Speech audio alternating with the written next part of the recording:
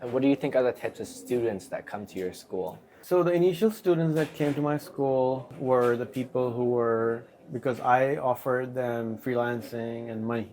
I said 30 million students don't go to school in Pakistan. And a typical school, private school, charges $5 a month as tuition fee. So I wanted to teach that to the students. So I was announcing that if you come to my school, you will learn to earn at least $500 a month in a couple of years.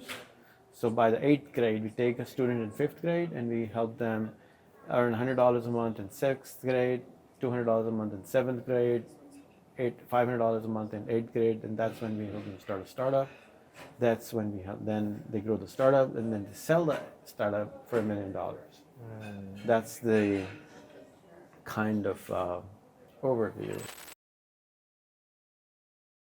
Okay, everyone. So today I am here with this smart young man. His name is Kyle. Hello. Hey, Kyle. Thank you for being curious about our school, and thank you for your parents for a lovely dinner. And shoot, what did you see yesterday? Let's start there. What did you see yesterday that got you curious to come today? The main And reason, it doesn't even feel like yesterday. It feels like a week ago or something. But go ahead. yeah. Well, I would say the intersection of like AI in your school is really impressive. Schools over here are mostly separate AI and schooling. My teachers don't really want me to bring AI into my own classroom. They want me to use AI maybe minimally, maybe to check my work, maybe to learn slightly, but they don't want me to actually learn from AI completely. And we're talking with Silicon Valley, Yes. United States. Yes. We're not talking about some Alabama or somewhere else. We're talking about Silicon Valley. We're Okay. Why do maybe you think 40 minutes from San Francisco. Okay. Well, it's a Silicon Valley. You're in Sunnyvale. Sunnyvale, which is like the heart of Yes. Silicon Valley. So I could walk to Apple. yeah, there you go. Why do you think that is? I'm not entirely sure. I feel like we should be at the cutting edge of technology, but we're not. Yeah. We're still paper-based in some ways. And they make you write stuff still, like you were saying that a lot of teachers don't want you to, at least in the past, didn't want you to type. Yes, now they're being forced in some ways, but yeah, I've written maybe tens of essays, thousands of words.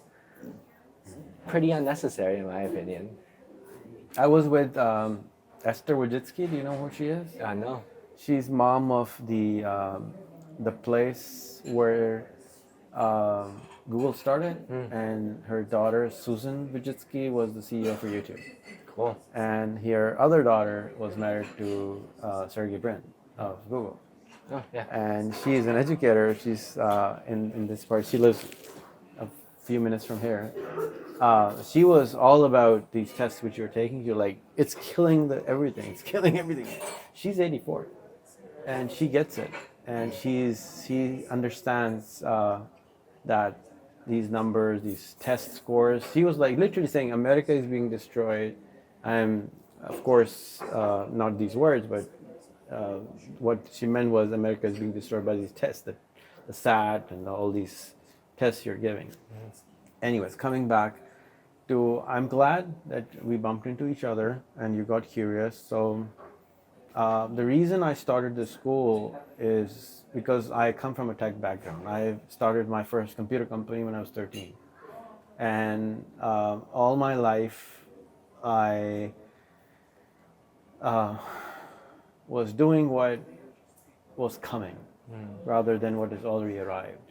So I have been asked to come and speak at different schools, different colleges, different universities, and I always tell them, look, I never went to your school or college or university. I don't have a degree. And they're like, it's okay, you tell us what you know. And I was always telling them that this is how computers can help, internet can help, Khan Academy can help, YouTube can help, but they were not really ready for it. So in my experience, what has happened is that the schools took in technology just to adapt to technology. Whereas my goal of my school is to create a school which is AI first school, meaning if anything can be done with AI, we need to learn that, we need to educate that, we need to empower ourselves with that rather than using AI as an extension, use AI as the base. That's the fundamental difference between my school and any other school in the planet. Because I have seen many schools in the last 4 months in the US who are trying to use AI, but they're all taking it in. You see what I mean? So imagine we're living in a 120-year-old building, and the wiring you can all see because the walls are so thick.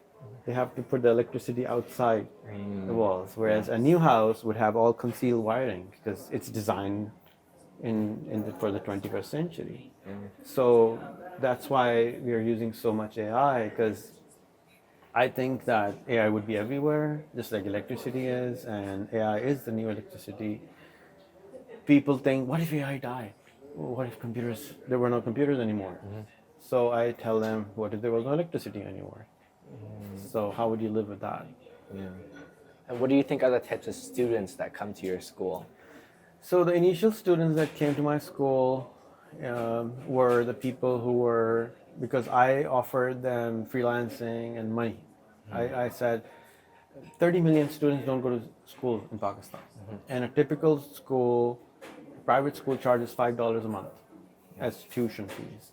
So you can't really do much with $5, even here or there. So No way, really. Right. So as I said, I've been an entrepreneur most of my life. So I know how to make money without money. So I wanted to teach that to the students. So I was announcing that if you come to my school, you will learn to earn at least $500 a month in a couple of years. So by the 8th grade, we take a student in 5th grade and we help them earn $100 a month in 6th grade, $200 a month in 7th grade, $500 a month in 8th grade, and that's when we help them start a startup. That's when then they grow the startup, and then they sell the startup for $1 million. That's the kind of overview of the school now. So most people initially came for the money's sake. They were like, oh, this is a nice school, I can't afford school, so we will go to his school. My tuition fees was $3 a month. Not much? Yeah, not much, because my first school was in a slum. I see. And then we got the students. I gave them the computers. I gave them internet, phones, everything I could. And then we started upgrading ourselves and saying, if you want to come in, you have to buy a laptop. You have to buy a cell phone. So it's been 2.5 years doing this. How about here? What do you want to do in America? So in America, also, this type of school doesn't exist. And I want my students to do startups with American kids. That's why I want to open a school here, because then they will be friends and they will know each other, trust each other, and they will be able to start startups with them. And if I want to make $1 million exit, it cannot be from Pakistan. It has to be from Silicon Valley. It has to be in the US. So you really want your kids to build like a global network? Correct. Right. So I went to Jordan last year to open a Palestinian version of the school. I opened one in India last year. I want to open in every country because we are Earthlings. We are living like Americans or Chinese or Indians or whoever. We have only one planet, one Earth. And we are all hyper connected with the internet. But we don't have an infrastructure of global thinking yet. So in my classroom right now, when we have the international class, it's with 10 country students, even now. So they're all from Turkey, Saudi Arabia, Dubai, not many from America. So I want more students from this part of the world to join us online, and then eventually I can open a physical school here. So would the online school be full-time, or would they be doing that in addition to their own high schools? So initially we were only taking full-time students, but now we're taking part-time students.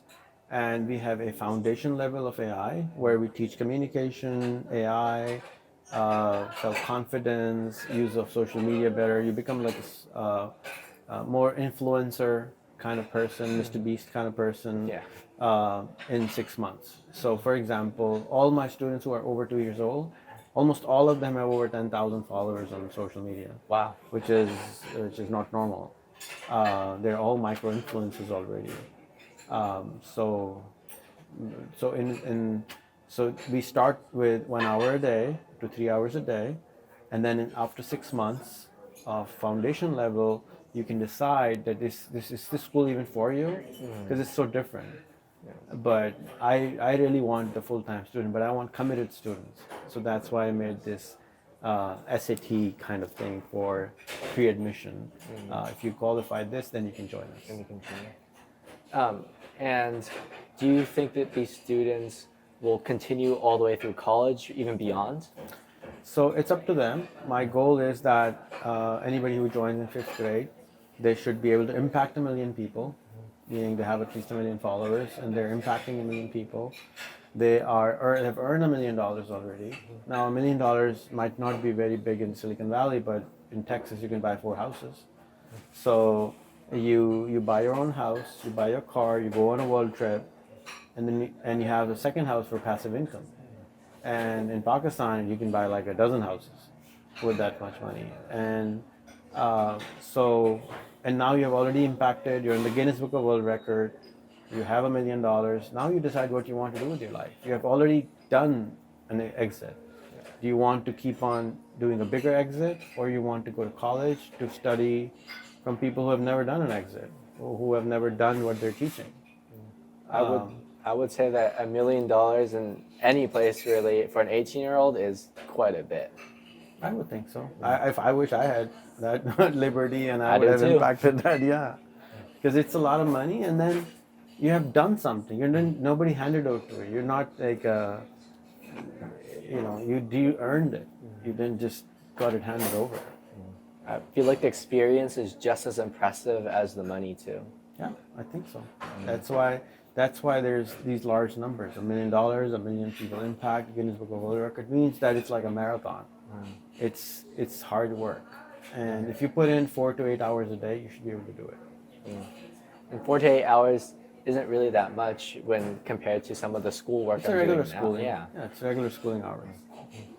pretty good. Is there anything else you want to say about your school?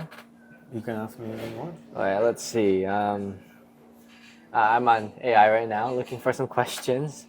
How do you think AI will change education in the next 5 years? So almost nobody can predict what will happen, but what will happen, we can see, is that AI will make education more interesting, education more fun, education more customized.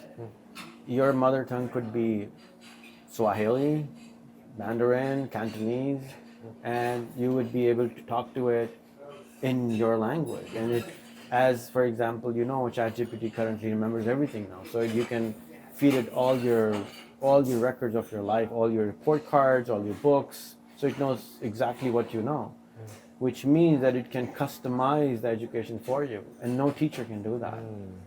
So education will be phenomenal for everyone, because it's going to be so customized for us.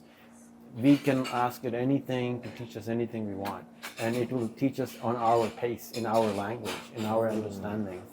It's incredible how, since ChatGPT, I think I've learned so much more.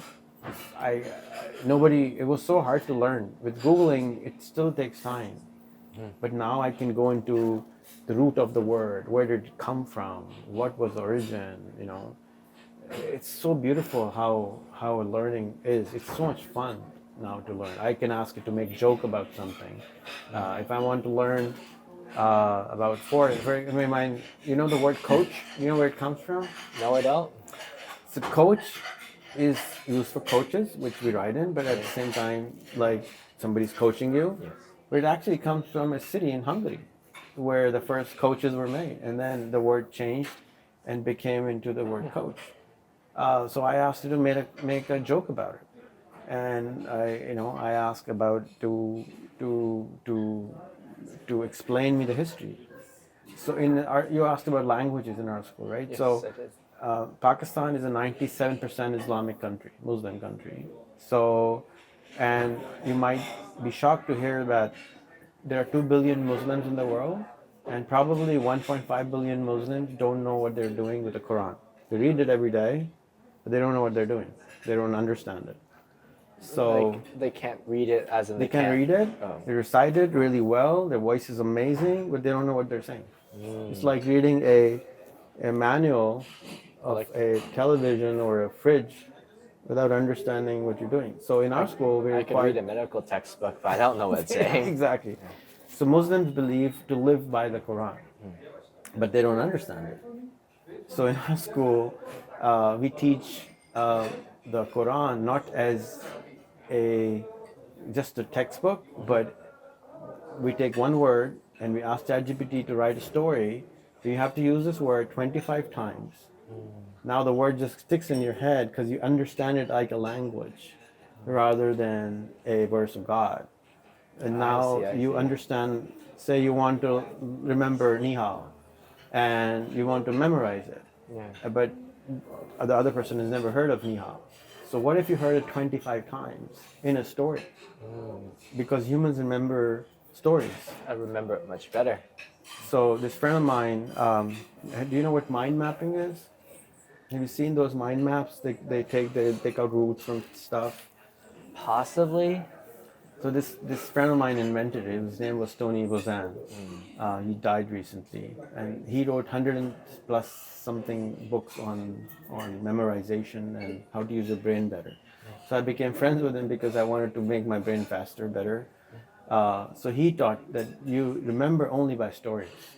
So that's why now we teach language with stories. Now everybody gets a new story every day. So each of the kids are just sitting on their phones every day, trying to remember a word with a story. And if they don't like one story, they say, ChatGPT, I don't like the story, make another story. And then now all of a sudden that word is no longer a foreign word, it becomes part of your vocabulary. I see. And I feel like teachers, I have some good teachers, some bad teachers with the AI. Wouldn't everything also be more consistent? Everyone would be good? Hopefully. Yeah, I mean, the teaching for AI, at least from my experience, AI has been extremely helpful to me. It's been kind. It's even if I get angry at it, it doesn't get angry at me. ChatGPT does, Grok does. So I don't like kids to use Grok, it just gets crazy. Does it get angry at them? It cusses. It's really mean. Wow. So it's really mean. So, but ChatGPT has this ethical code for they call this, what does it call this? They have this borderline that you can't, even if you say something rude, it doesn't get rude to you. Yes, So I've that's noticed really that. nice. Yeah. Yeah. So is there any oversight? So do the kids have oversight in what they're learning? Not in ChatGPT. The parents should be able to go in the phone and look at it. But if you use Khan which is an AI by Khan Academy, then it gives oversight to parents and to teachers. They can log in and see what they're using it for. Yeah. How about like accountability wise? What if the students decide to, instead of learning about like business or try to further their goals, they instead get distracted and go down the rabbit hole of social media and instant gratification? They would. They could be, I don't know what we will do, but this is why I call it an experimental school. We have to, over the last 2 years, like only a year ago, we had no books. So everything we were doing was based on tasks, but we had no books. So some teachers were giving some tasks, some teachers were doing some tasks. We started making books. So I think in our school, we're creating the tools which will align our kids to do more and be more productive. When we started the school, we had some kids who were constantly playing PUBG. And now I see those same kids not playing PUBG anymore, even though we have a Minecraft game room in our school. But I encourage the kids to play games because I want them to develop the interest in games and in computers. In their homes, because these are poor kids, they don't get to do that. So I encourage them at school. Okay, go play games. Like my younger kids, even like 2 hours a day, just play Roblox, but play Roblox with everyone in the planet, not just in your room. So networking too, as well as having fun. Yeah, and then it interests them to use the computer. And then if your mom says, okay, if you do this, I'll let you play Roblox for 2 hours. It's kind of same incentivization. So we don't punish, we incentivize. Just like here, most people don't punish anymore. It's more incentivized. Okay, I'll buy you an ice cream or buy you food or something. So in our school, we have a lot of incentivization. How about maybe like physical teachers in order, because like for younger students, a human connection is important, even especially with like older mentors. Do you still have physical teachers in order to help the students? We do. We call them facilitators, and all our physical schools have physical teachers, and even the online version of the school has physical teachers. Cool. All right, this is a good one. What is one AI tool that you recommend every student should learn how to use besides ChatGPT? ChatGPT. Besides that, More one other. ChatGPT. ChatGPT is just the main Yeah, one. I think right now it's a really powerful tool. I don't. I mean, what is one skill I would say is podcasting, because we were at this workshop yesterday, and active listening, or what was that other word? Generous Generous listening. listening is Listening. extremely important. I have seen humans transform themselves just by listening and doing these interviews, because I have been doing this for 10 years, and I have another school called the interview school, and the purpose of that was you need to interview. So I have seen people who were extrovert, introvert. The extrovert became more introvertish, and more introverted became more extrovertish, because now they had to speak. The introverts need to speak in an interview, and the extroverted needed to listen. So they became more focused on listening part. Most people who are extroverted don't want to listen as much. So this exercise of giving an interview a day and listening and taking an interview a day has done miracles in my circle. People are more confident in themselves. People are able to speak what is on their mind. Words just come for them. People, like you were saying, what should I ask? If you do this 100 times, you won't ever use AI anymore, because it just comes to you. Yeah. It's just like cooking or anything else. Yeah. For context, this is my first time. I hope I'm doing fine. You're doing fantastic. Okay. Let's see. Let's stick to the school question. Sure. How would it benefit your friends if they were to join the school? So far, what do you understand so far? Let's hear you out. What do you understand? What is this school doing? Me and my friends, I believe that AI is something neglected in our current schooling. I believe it can help us in any of our future goals. I have friends who want to be doctors. I have friends who want to be lawyers. I personally want to be an entrepreneur. I feel like AI helps for all of those professions, and they're not using it. And I kind of wish that they could have a way. I could have a way in order to learn how to use it responsibly and how to use it in order to further our goals. Well, pro tip here is just ask 10 times a day. Whatever your goal is, just ask it 10 times a day. What should I do? What should I do? I don't understand it. Please explain more. Can you make a joke out of it? Can you help me memorize it? Can you help me explain this to my mother? Can you help me explain this to my father? Can you help me explain it to my friend? How should I not offend someone, and I want to get this done? So it really is such an amazing friend mentor tool. It's unbelievable how it can articulate stuff which is we find difficult, but it doesn't. Are there any other tips that you want to share about how to use AI daily? Use it for a purpose or a reason, and then you will want to use it. Because you don't use it because you don't want to use it, because you don't have a reason to use it. So if you have a reason, like use it for your homework, use it for your cooking, use it for your curiosity, and it does amazing work. So just use it more often in order to help you with really anything. Yeah. I just ordered a rabbit. I don't know if you've seen one of those. They have a new AI, like a clip-on.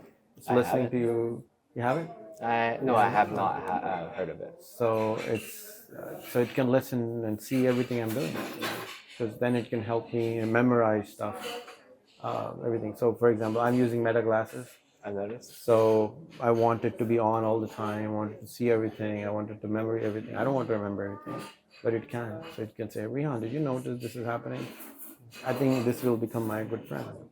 I also learned yesterday that humans only like notice a few things, but like there's millions, billions of things we miss. Yeah. I feel like AI can help us not miss those things, help us teach us more than what we understand at first glance. I agree.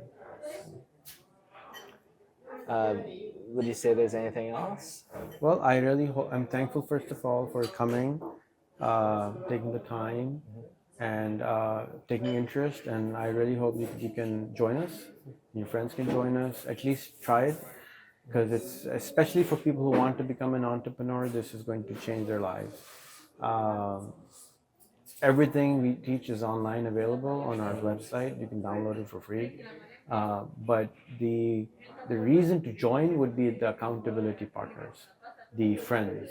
It's more fun when you're in a car with four other people who are thinking like you, Yeah. going to a destination. It's not so much fun when they're not thinking like you and they're not friendly. So one of the part here is to find you the right friends who will help make your journey of life more fun and enjoyable. I feel like that's helpful to anyone. I think so too. It's more fun. It's humans are very we don't enjoy ourselves as much alone, no matter what people say. But it's just how our biology works. I see. Yeah. Okay, thank you. Thank you, Ryan. Okay.